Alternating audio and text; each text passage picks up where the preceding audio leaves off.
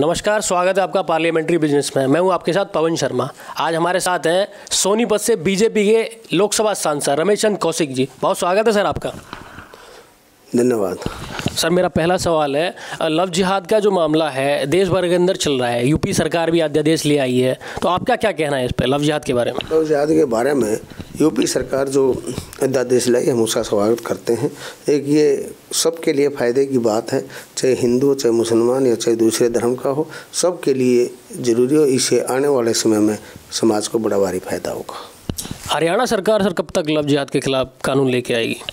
हरियाणा सरकार भी ये लाने का अधिकार माननीय मुख्यमंत्री जी का है, जो वो चाहेंगे ले आएंगे। वैसे हर लाना ही चाहिए हर प्रदेश में। सर, बल्लभगढ़ जो हरियाणा में पड़ता है, एक लव जिहाद से ही मामला बहुत ज़्यादा संगीन मामला एक हुआ था। कांग्रेस का विधायक के परिवार से एक बंदा जुड़ा हुआ था, एक लड़की थी निकेता तोमर, उसको गोली मार दी गई थी। बहुत ज़्यादा मामला हाईलाइट रहा था। ऐसे मामले कैसे रोकेंगे सर? उसमें हमने सख्त कार्रवाई की है सरकार ने, और इन मामलों में सब में सख्ती ही बरतनी पड़ेगी। और जब ये रुक सकते हैं और इनको काफ़ी सीरियस लेना चाहिए और इन केसों की जल्दी सुनाई करके सजा होनी चाहिए। सर, देश में एक बीजेपी के बहुत सारे एमपीज़ हैं, वो ये कह रहे हैं कि वेब सीरीज़ जो चल रही हैं आजकल, उनके माध्यम से अश्लीलता ज़्यादा बढ़ रही है। आपका क्या सोचना है? ये बात बिल्कुल ठीक है। इस तरह की सीरीज़ नहीं चलनी चाहिए। तो ये हमारे बच्चों पर भी और समाज पर गलत असर डालती हैं। इनसे बड़ा भारी नुकसान भी हो रहा है, समाज को भी, देश को भी, प्रदेशों को भी। सर, दिल्ली में कोरोना बेकाबू हो चुका है बिल्कुल। क्या एक टाइम पे था कि दिल्ली में रुक गया था कोरोना, अब एक टाइम ऐसा आया कि बिल्कुल बेकाबू हो चुका है, दिन ब दिन तादाद बढ़ती जा रही है कोरोना से। क्या मुख्य कारण मानते हैं आप कि इतनी तेज़ी से दोबारा ये कोरोना क्यों बढ़ रहा है? क्योंकि एक तो त्योहारों का सीज़न था, फिर इस समय पोल्यूशन भी था, ठंड भी है, इस वजह से भी कोरोना बढ़ा है।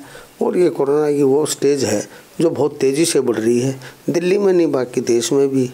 तो इस पर हमने कंट्रोल करना होगा। कल प्रधानमंत्री जी ने सब मुख्यमंत्रियों में बैठक भी ली है और उसमें कुछ निर्णय भी लिए गए हैं ताकि इस पर हम कंट्रोल कर सकें। और प्रधानमंत्री जी ने एक ही बात कही है, वैक्सीन तो आएगी अपने समय पर, वैक्सीन आए जब तक हमें बचाव करना है, और उस बचाव में सब लगे हुए भी हैं। सर, आप खुद विधायक भी रहे हैं, अभी 2 बार से लोकसभा के सांसद हैं, तो विधायक के तौर पर आपका अनुभव कैसा रहा?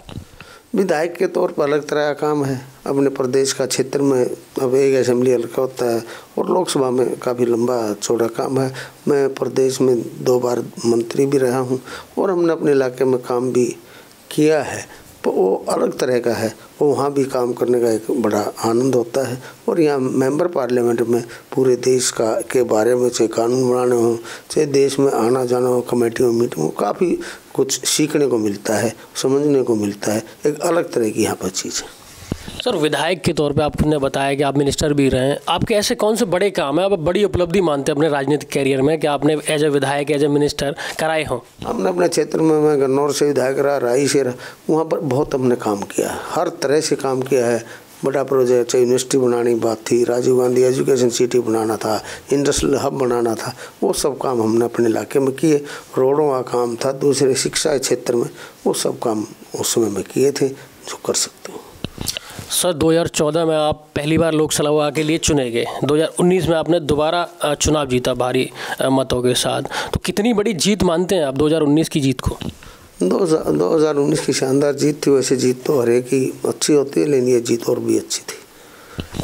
सोनीपत और रोहतक 2 हरियाणा के अंदर सर ऐसी जगह हैं जहाँ पे हरियाणा के पूर्व मुख्यमंत्री भूपेंद्र सिंह हुड्डा, जिनको आपने 2019 में चुनाव हारा है, उन पर लगातार 10 सालों का उनका जो कार्यकाल रहा था, उन पर लगातार ये आरोप लगते रहे कि जितना पैसा मुख्यमंत्री भूपेंद्र सिंह हुड्डा ने रोहतक और सोनीपत में लगाया, जितने विकास कार्य उन्होंने कराए, उतने और हरियाणा के बाकी स्टेट में नहीं कराए, बाकी जगहों पर नहीं करवाए। तो कितने सोनीपत में तो कोई बात हुई नहीं खास।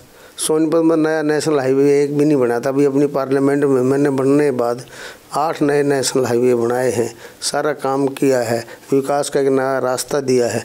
ऐसी कोई बात नहीं थी, तो लोगों ने बता दिया जितने काम किए थे। काम कहते कि रिजल्ट था 2019 का चुनाव, और लोगों ने बड़े शानदार मार्जिन से जीत भी दर्ज कराई। चलो, चुनाव में हार जीत तो होती रहती है, इसको मैं वो नहीं मानता, लेकिन लोगों ने इस बार बड़ा शानदार काम किया था।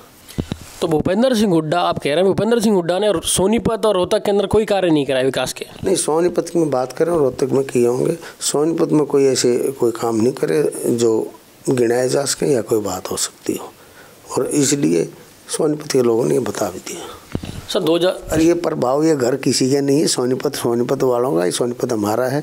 मैंने चुनाव में भी यही बात कही थी और आज भी यही कहता हूँ, ये किसी नाम नहीं हो रहे। अब रोहतक सोनीपत दोनों सीट नहीं आ रहे पार्लियामेंट की, पहले कितने चुनाव आ रहे। अब ये बढ़ना ना बढ़ना ये इसी तरह लगा रहा है, किसी का वो नहीं होता। 2019 के जो लोकसभा चुनाव थे, भूपेंद्र सिंह हुड्डा सोनीपत से खड़े हुए थे और उनके बेटे जो करंट एमपी थे रोहतक से, वो खड़े हुए थे। दोनों चुनाव हार गए। 2019 की जब कैंडिडेट की लिस्ट जब आ रही थी तो भूपेंद्र सिंह हुड्डा ने सोनीपत से चुनाव लड़ने का फैसला किया, तो पूरे देश को एक तरीके से चौंका के रख दिया उन्होंने। देश की जो बहुत बड़ी सीटें थी, जो हैवीवेट सीटें थी, हाई प्रोफाइल सीटें थी, सोनीपत उनमें से एक थी। तो कितनी बड़ी उपलब्धि मानते हैं 2019 की जीत को आप, भूपेंद्र सिंह हुड्डा को चुनाव हराना? वो लोगों का आशीर्वाद था और प्रधानमंत्री नरेंद्र मोदी जी ने हमने 5 साल में और हमारे प्रदेश की सरकार ने काम किए थे, उन पर मोहर लगानी थी। और ये उसी का परिणाम था कि हमने 5 साल सही मन से और सच्चे मन से अपने इलाके में काम किया था और लोगों ने उसका साथ दिया। 28,000 करोड़ के मेरे NHI और सेंट्रल गवर्नमेंट के प्रोजेक्ट के काम मेरी पार्लियामेंट में हुए हैं, जो कभी देख भी नहीं सकते। चाहे रेलवे का पहला कोई प्रोजेक्ट लगना था रेलवे कोच फैक्ट्री के रूप में, वो हमारी पार्लियामेंट में लगा। सबसे पहले प्रधानमंत्री जी मेरे पार्लियामेंट क्षेत्र में आए, KMP और KG का उन्होंने शिलान्यास किया और फिर दोनों का उद्घाटन भी चुनाव से पहले कर लिया था।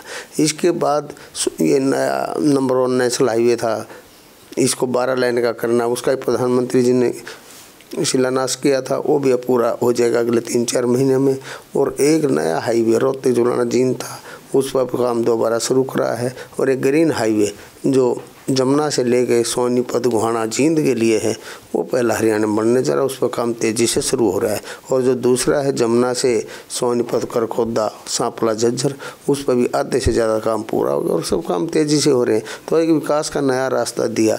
सोनीपत रेलवे स्टेशन अपग्रेड करना हो, जींद के रेलवे स्टेशन अपग्रेड करना, रेलवे जो ज़मीन पड़ी थी जहाँ गंदगी पड़ी होती थी वहाँ पार्क का निर्माण करना, सोनीपत जींद अपना गन्नौर झुलाना, तो ये हर जगह एक काम का रास्ता हमने अपनाया। जींद का बाईपास था, जींद में मेडिकल कॉलेज था, ये सब ऐसे काम हैं जो बड़े काम हमने वहाँ पर किए।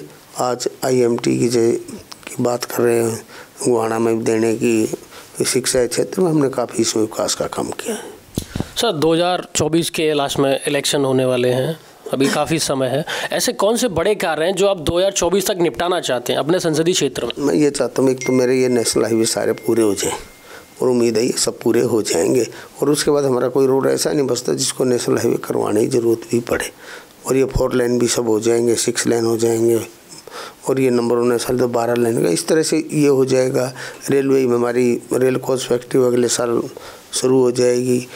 और एक रैपिड ट्रेन की बात जो दिल्ली से पानीपत मेरा लक्ष्य है, वो भी अगले साल शुरू हो जाए और चुनाव से पहले पूरा हो जाए। तो ये इस तरह से मुख्य रूप से जो भी काम है, पासपोर्ट ऑफिस था हमने पिछले उसमें खुलवा दिया था, CGS की डिस्पेंसरी थी वो सोनीपत में, तो हमने जो मेंबर पार्लियामेंट एक काम कर सकता है वो तकरीबन काम हमने सारे पूरे किए हैं। एक सेंटर स्कूल भी नया केवड़ा में पिछले प्लान में खुलवा लिया था। तो इस तरह से हमने विकास का एक नया रास्ता दिया। सर किसान बिल को लेके संसद के अंदर बहुत ज़्यादा विरोध हुआ था।